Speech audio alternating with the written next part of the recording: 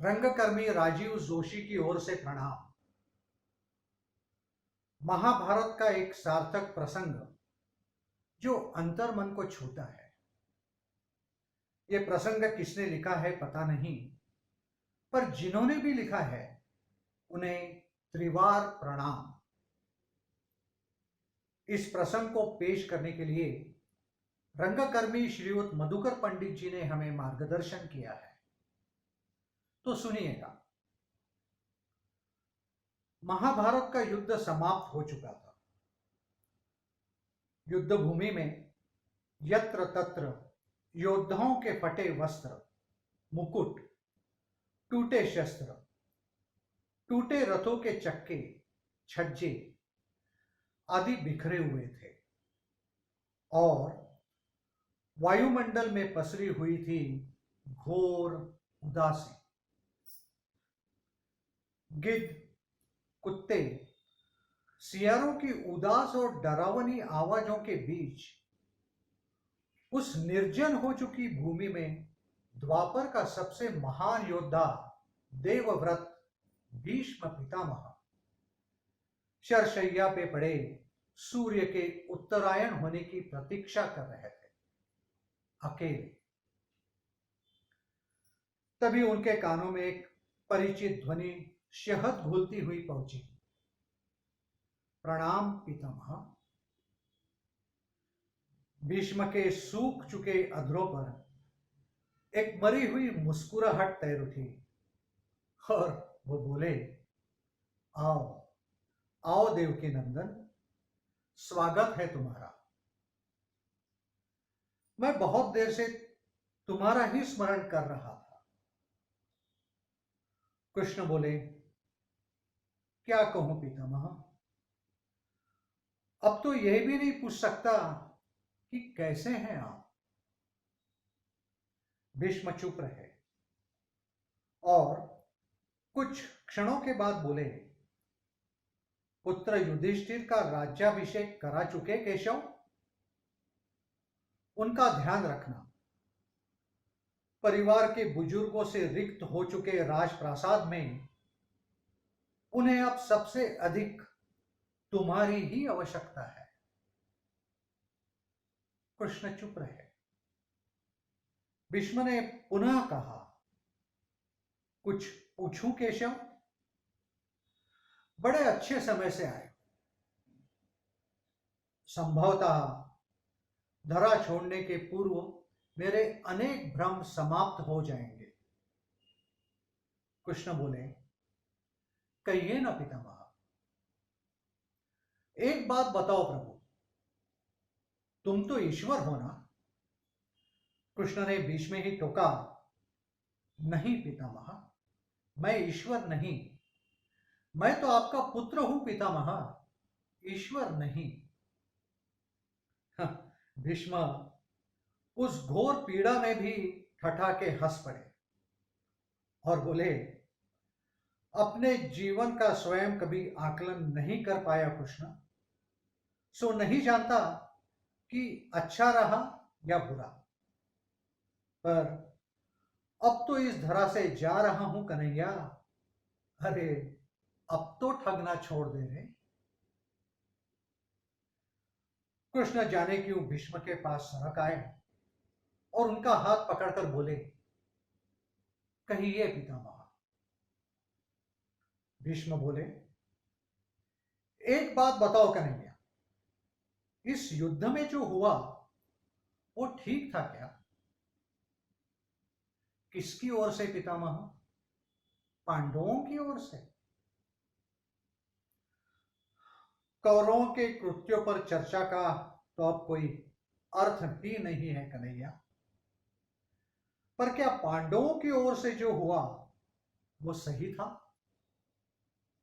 आचार्य द्रोण का वध, दुर्योधन की जंघा के नीचे प्रहार, दुशासन की छाती का चीरा जाना, जयद्रथ के साथ हुआ छल, निहत्ते कर्ण का वध, सब ठीक था क्या? सब उचित था क्या? इसका उत्तर मैं कैसे दे सकता हूं पितामह? इसका उत्तर तो उन्हें देना चाहिए जिन्होंने ये किया। उत्तर दे दुर्योधन का वध करने वाले भीम। उत्तर दे कर्ण और जयद्रथ का वध करने वाले अर्जुन। मैं तो इस युद्ध में कहीं था ही नहीं पितामह। अब भी छलना नहीं छोड़ोगे कृष्ण? अरे, विश्व भले कहता रहे कि महाभारत तो अर्जुन और भीम ने जीता है, पर मैं जानता हूं कन्हैया कि यह तुम्हारी और केवल तुम्हारी विजय है। मैं तो उत्तर तुम्ही से पूछूंगा कृष्ण। तो सुनिए पितामह, कुछ बुरा नहीं हुआ, कुछ अनैतिक नहीं हुआ, वही हुआ जो होना चाहिए। ये तुम कह रहे हो केशव? मर्यादा पुरुषोत्तम राम का अवतार कृष्ण कह रहा है? अरे, यह छल तो किसी युग में हमारे सनातन संस्कारों का अंग नहीं रहा, फिर ये उचित कैसे? इतिहास से शिक्षा ली जाती है पितामह, पर निर्णय वर्तमान की परिस्थितियों के आधार पर लेना पड़ता है। हर युग अपने तर्कों और अपनी आवश्यकता के आधार पर अपना नायक चुनता है। राम त्रेता युग के नायक थे, मेरे भाग में द्वापर आया था। हम दोनों का निर्णय एक सा नहीं हो सकता पितामह। नहीं, नहीं समझ पाया कृष्ण, तनिक समझाओ तो। राम और कृष्ण की परिस्थितियों में बहुत अंतर है पितामह। राम के युग में खलनायक भी रावण जैसा शिव भक्त होता था। तब रावण जैसी नकारात्मक शक्ति के परिवार में भी विभीषण जैसे संत हुआ करते थे। तब बाली जैसे खलनायक के परिवार में भी तारा जैसी विदुषी स्त्रियां और अंगद जैसे सज्जन पुत्र होते थे। उस युग में खलनायक भी धर्म का ज्ञान रखता था, इसलिए राम ने उनके साथ कहीं छल नहीं किया। किंतु मेरे युग के भाग में कंस, जरासंध, दुर्योधन, दुशासन, शकुनी, जयद्रथ जैसे घोर पापी आए। उनकी समाप्ति के लिए हर छल उचित है पितामह। पाप का अंत आवश्यक है पितामह, वो चाहे जिस विधि से हो। तो क्या तुम्हारे इन निर्णयों से गलत परंपराएं नहीं प्रारंभ होगी केशव? क्या भविष्य तुम्हारे इन छलों का अनुसरण नहीं करेगा? और यदि करेगा तो क्या उचित होगा? भविष्य तो इससे भी नकारात्मक आ रहा है पितामह। कलयुग में तो इतने से भी काम नहीं चलेगा। वहां मनुष्य को कृष्ण से भी अधिक कठोर होना होगा, नहीं तो धर्म समाप्त हो जाएगा। जब क्रूर और अनैतिक शक्तियां सत्य एवं धर्म का समूल नाश करने के लिए आक्रमण कर रही हो, तो नैतिकता अर्थहीन हो जाती है पितामह। तब महत्वपूर्ण होती है विजय, केवल विजय। भविष्य को यही सीखना होगा पितामह। क्या धर्म का भी नाश हो सकता है केशव? और यदि धर्म का नाश होना ही है, तो क्या मनुष्य इसे रोक सकता है?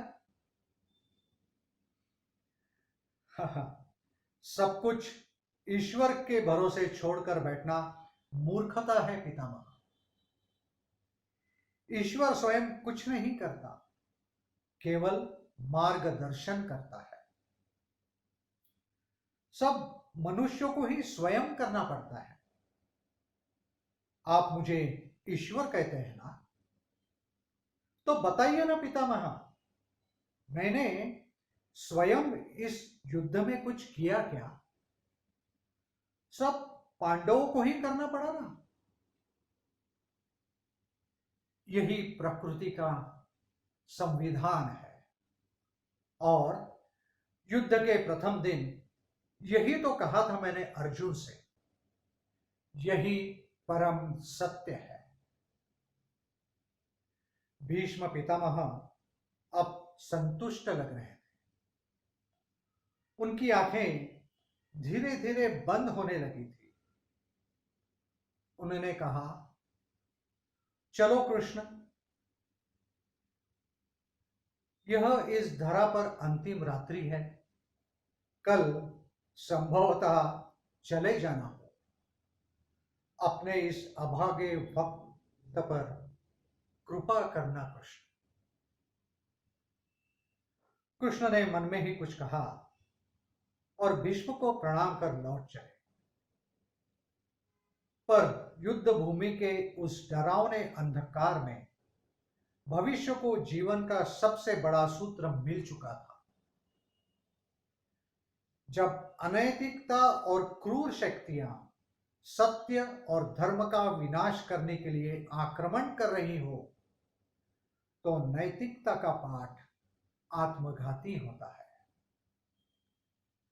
धर्मो रक्षति रक्षितः, धर्मो रक्षति रक्षितः, धर्मो रक्षति रक्षितः। प्रणाम।